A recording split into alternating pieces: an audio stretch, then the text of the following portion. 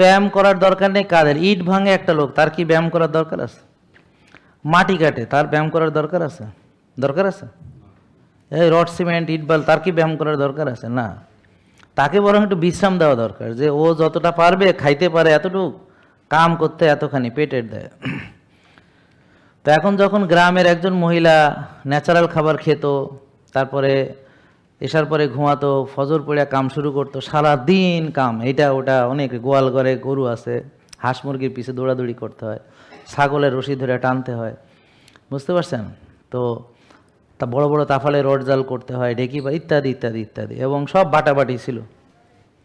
এখন তো কাম মানে, আমি কি কাম করছেন? কয় আমি লিফট দিয়ে বাসায় উঠছি, এটা একটা কাম। তারপরে কি কাম করছেন? আমি সকিনার মারে কইছি কাপড়গুলো এখানে রাখ, তাই রাখছে, আমি এভাবে ভাস করছি।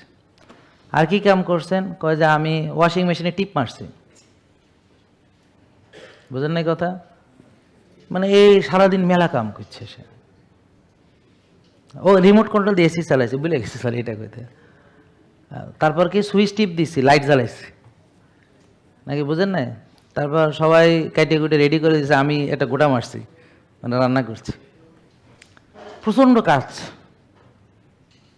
তো এইসব কাজ করে কি হয়েছে? ডায়াবেটিস। বুঝেন নাই কথা? নাকি বুঝতে পারতেছেন না? তাইলে কয়াকার ম হলো কি? কাম।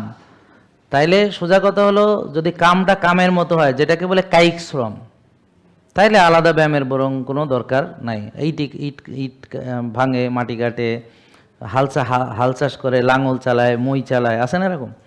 তো এই ধরনের, সেটা হলো কায়িক শ্রম। বা মহিলারাও গ্রামে যেসব কাজ করতো, বুঝে ফেলছেন তো নাকি?